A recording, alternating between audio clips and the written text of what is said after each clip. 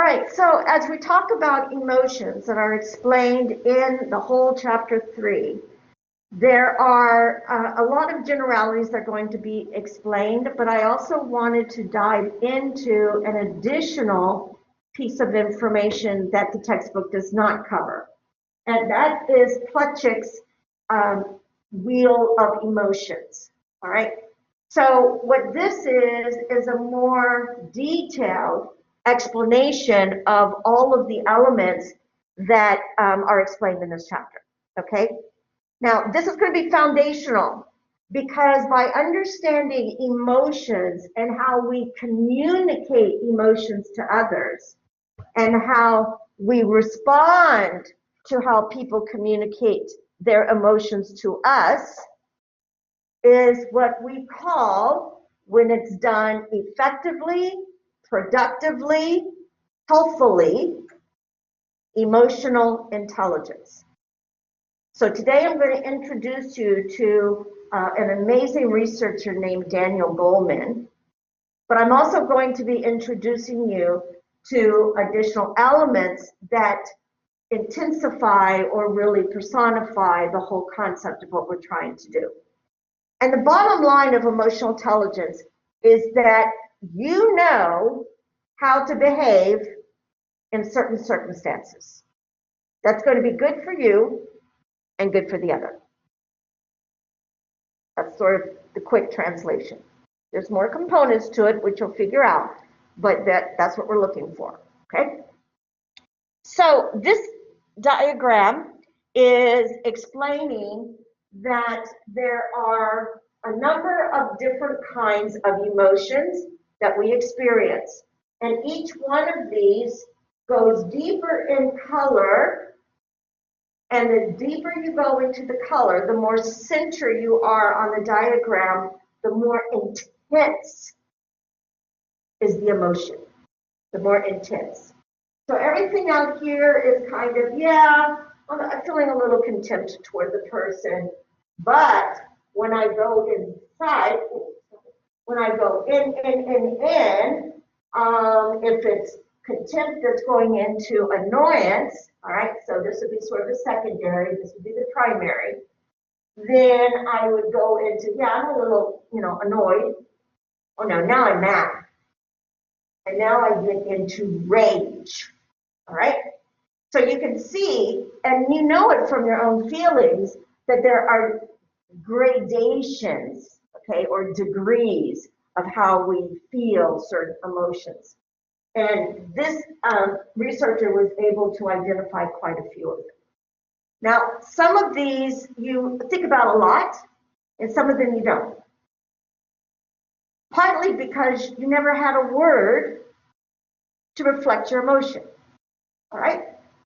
So what this is all about is helping you to select the best word that's going to represent who you are. All right. Any questions about this? Make sense? All right, good. Now, I've also given you right here a really good link to a website that will go into more information. And what's really cool is when you go into this website, you can click on the different ones and get more information so you can see how they get highlighted. So we go from the outside, we go into intensity, and we look at how it's all explained, all right? And when you click on these, then you can go and, really explore them further. So for more detailed information, there it is. So you can imagine when you click on these that you can explore, this is the high degree. If you want to go out into a lesser degree, all right, you can click on that. And then you can see that there are some complementary or opposites and opposites that will give you even more information. Okay, so this is in your website for you and in your Moodle, and this you might find rather interesting. There is also a short video, which I'm not going to show you, that there is a person who talks about the ABCs of emotions, and he is a member of an institute that does research, and it's a very good one. All right, so no questions? All right, so now let's go to the next one. This is my favorite of all diagrams in all the world, all right? The reason it's my favorite is because this is how we coach people and ourselves to behave in the most effective way possible, but also in the most considerate way. Now, I want to explain how this works because the arrows are important to understand and with the elements. So it always starts up here with the self. The most important thing to do about our emotions is to have self-awareness. And that's why being able to identify the exact emotion that you're feeling in the moment will help you to have that complete self-awareness. All right? So that's part of being schooled, is the expression to learn those. So being self-aware means that you accurately assess how you're feeling in the moment. Right? You know there's a difference between being annoyed, being angry, and being rage, pissed off. Now, if you think about that, that's going to be valuable when you're trying to express to somebody. If you tell somebody, if Bailey's talking to somebody and she says, I'm really angry at you. Does that sound like she's really angry? No, correct. So the words and the music are not going together. So, and a person's going to respond to that word, you know, that she's angry at me, all right? So what you'll want to do is to say, I'm a little annoyed at you right now, or I'm annoyed at you, okay? Doesn't that feel a little bit less intense, like I'm not going to kill you, right? Versus, oh, I am enraged toward you right now, right? So that's the self-awareness, and that you have the self-confidence to communicate it.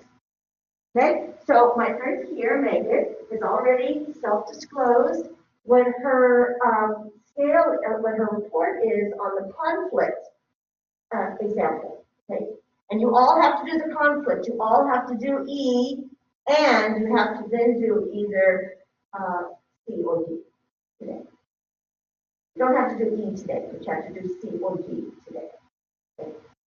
There's the first response. Okay, now, so she's already shared what she is, and as soon as she told me that, bingo, I've got an understanding of how she interacts with people when she has a certain amount of emotional investment in a conflict, okay?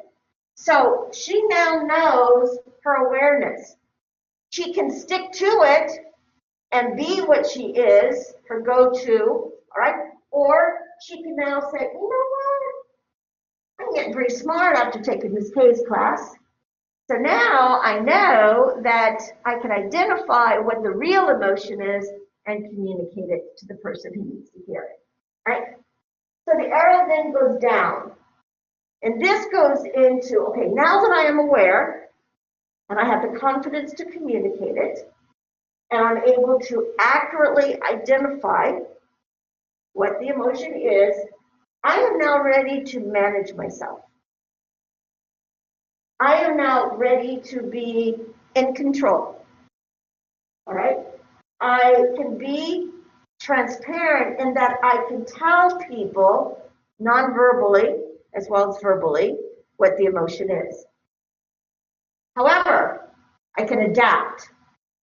I can take a look and say, oh, this is a classroom right now. I may be really ticked off at the instructor, but this is not going to be the place and time for me to respond, right? So I'm going to adapt and pick a better time.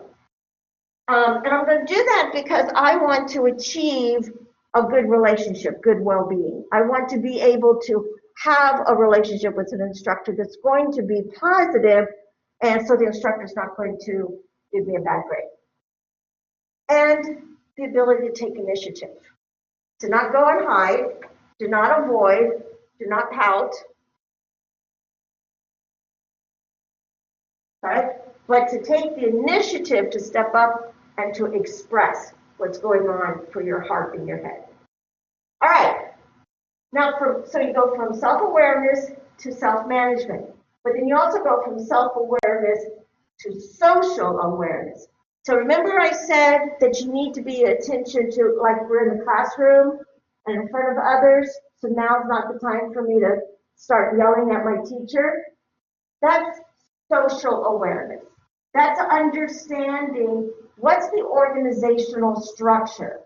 There's hierarchy, there's peers. Do I want to embarrass my teacher, or do I want to, which is empathy? I wouldn't want to be embarrassed. So I'm not going to throw my teacher under the bus right now, because that's not being empathetic toward a teacher. Even though I'm angry at her, I don't need to be, a bully, right? Or an asshole. I love that word.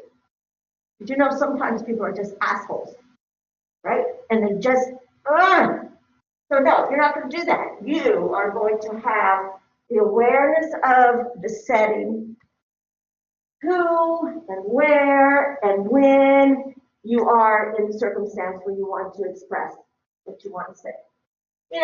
Social awareness. If you want to tell the most important person in your life that you love the person,